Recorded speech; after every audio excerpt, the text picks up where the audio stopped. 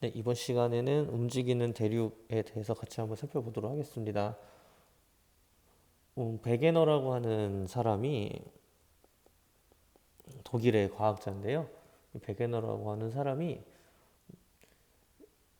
서로 떨어져 있는 대륙에 대해서 연구를 하기 시작을 했어요. 서로 떨어져 있는, 그러니까 이제 대륙에 대한 연구를 했는데, 우리가 지금 현재 대륙이라고 하면 뭐 5대양 6대주 해서 뭐 오세아니아, 아프리카, 남아메리카, 뭐 북아메리카, 뭐 아시아, 뭐 남극 대륙, 뭐 이런 여러 가지 것들이 있는데, 이 사람은 이런 대륙들이 과거에는 어떤 모습을 띠고 있는지에 대해서 연구를 좀 했던 사람이에요. 1920년대, 30년대 이런 때쯤에 그런 것들을 연구를 했던 사람인데, 일단은 다양한 증거 자료를 이 사람은 찾았어요. 대륙이 과거에는 어떤 모양을 가지고 있었고, 그리고 이러한 것들이 여러 가지 증거에 의해서 결국은 예전에는, 과거에는 붙어 있었다. 라고 하는 것을 증거 자료들을 많이 찾았던 그런 사람이에요. 그래서 첫 번째 증거 자료를 생각을 해봤을 때 어떤 거였냐면은 해안선의 모습 일치라고 하는 첫 번째 증거 자료를 찾아냈는데, 예를 들면 뭐 이런 거죠. 아프리카 대륙의 서쪽 해안선이 남아메리카의 대륙의 동쪽 해안선과 잘 들어맞는다 라고 하는 거예요. 그래서 아프리카 대륙이 남아메리카의 이 부분, 이 부분하고요. 그 다음에 아프리카 부분의 이 부분이 서로 들어맞는다라고 하는 것이 해안선 모습의 일치라고 하는 것의 증거 자료가 되겠고, 베게너라고 하는 사람이 이것을 밝혀냈습니다. 네, 그리고 두 번째 증거 자료로는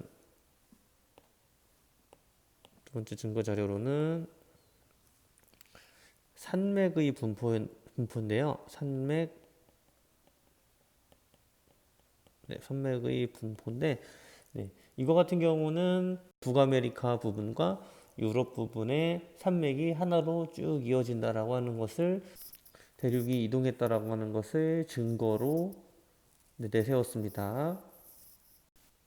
네, 그래서 이 부분이죠. 어느 부분이냐면요. 여기에 북아메리카의 산맥 부분, 그리고 이쪽에 유럽의 산맥 부분이 이어져 있더라라고 하는 것을 이 베게너라고 하는 사람은 대륙이 과거에는 붙어 있었다라고 하는 것의 증거로 삼았습니다. 으로 넘겨가서 다시 한번 이야기를 하면은, 이 베게너가 주장했던 이 이론을 우리가 대륙 이동설이라고 이야기를 해요. 대륙 이동설. 네, 세 번째 증거 자료로는 화석의 분포를 들었는데요. 화석 분포. 네, 이거 같은 경우는 현재 대륙에서는 있을 수 없는 화석의 분포가 존재했다라고 하는 것이죠. 그래서 전혀 가까이에 있지 않은, 멀리 떨어져 있는 두 대륙의 화석을 비교를 해보니까 똑같은 화석이 분포가 되어 있었더라라고 하는 것입니다. 그래서 어디와 어디 사이에 있는 대륙의 화석을 비교를 해봤었냐면은, 여기에 있는 남아메리카 부분이죠. 그리고 아프리카, 그리고 인도, 남극, 그리고 오스트레일리아에 있는 화석들을 비교를 해봤었는데, 여기에는 글로소프테리스라고 하는 식물의 화석이 고르게 분포가 되어 있었더라라고 하는 거고요. 네, 그리고 이쪽 남아메리카의 아래쪽 부분과 아프리카의 남쪽 부분, 아래쪽 부분을 비교를 해보니까 메소사우루스라고 하는 공룡의 화석이 발견이 됐더라. 현재 아프리카와 남아메리카는 굉장히 많이 떨어져 있습니다. 그리고 아프리카, 남아메리카, 인도, 남극도 역시, 오스트레일리아도 마찬가지로 굉장히 떨어져 있는데, 참 희한하게도 같은 화석이 발견이 되더라 라고 하는 세 번째 증거를 채택을 했어요. 네, 그리고 네 번째 증거로는 빙하의 이동 흔적인데요.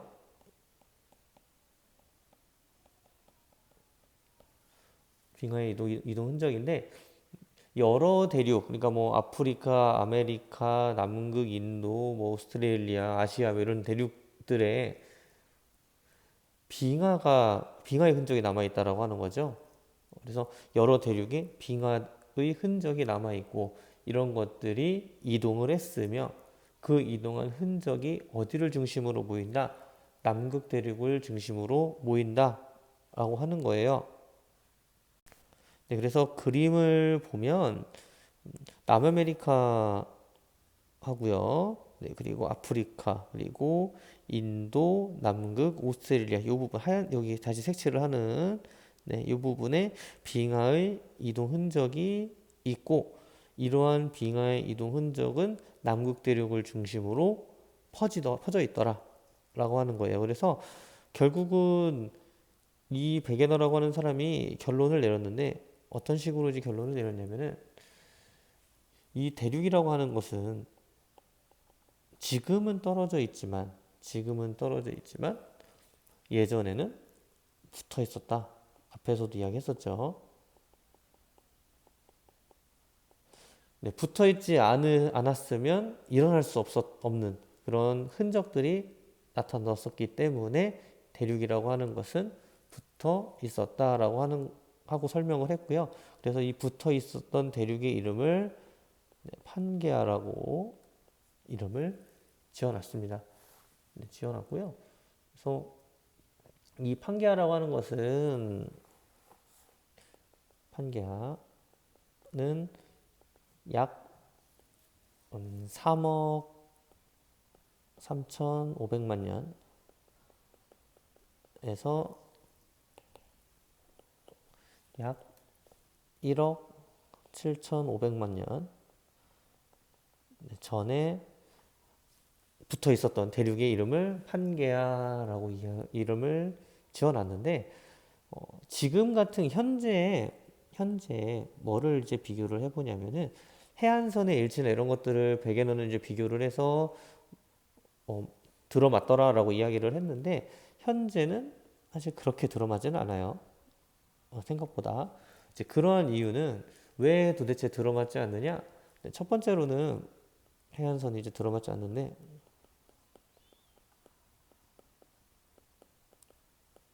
첫 번째로는 이유는 있죠. 지난 시간에 예전에 배웠던 침식, 그 풍화에 의해서 결국은 해안 그 대륙들이 다 깎아 내려갔던 거죠. 그래서 이런 작용들에 의해서 많이 깎여 나왔기 때문에 현재는 그렇게 들어맞지는 않는다라고 하는 건데 그리고 뭐 퇴적 작용도 있겠고요. 이유는 그런데 요즘에 분석을 해보니까 한 200m 정도 200m 정도 깊이에서는 잘 들어맞는다라고 하는 거예요.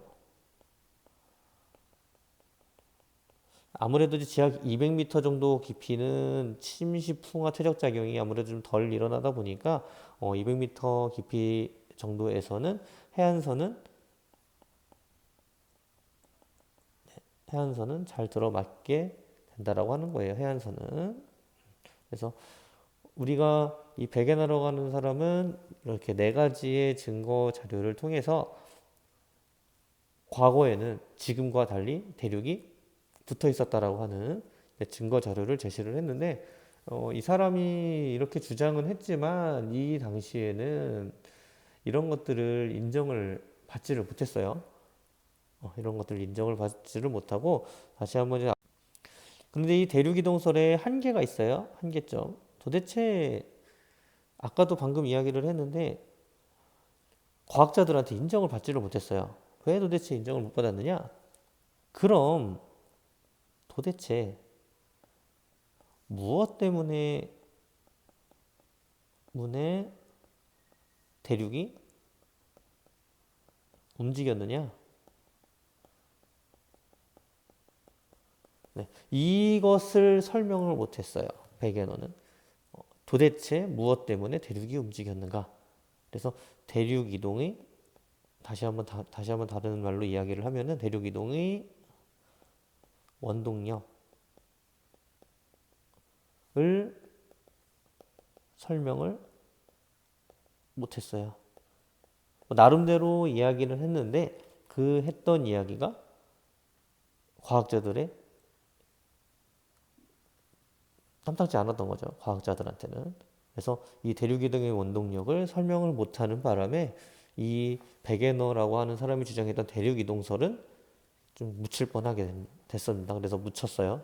네, 묻히게 됐고, 그래서 다음 시간에 배우게 되는 그런 여러 가지 것들에 의해서 이 대륙 이동의 원동력도 설명을 할 수 있고, 그래서 대륙이 결국 움직였으며 위에서 주장했던 판게아니 이런 것들이 다 베게너가 주장했던 것들이 다 맞게 되겠습니다. 그래서 이 한계점도 좀 잘 기억을 좀 해놓으면 좋을 것 같아요.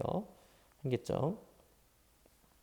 그래서 뭐 만약에 이제 시험 문제 여러분들은 시험은 안 보지만 시험 문제를 냈다면은 아마 베게너의 대륙 이동의 증거로 뭐 혹은 대륙 이동설의 설명으로 옳지 않은 것은 뭐 이런 식으로 문제가 났을 텐데 날 수 있는데 만약에 이제 그렇게 났다면은 베게너는 뭐 대륙 이동의 원동력을 설명을 잘했다라고 하면은 틀린 말일까요? 맞는 말일까요?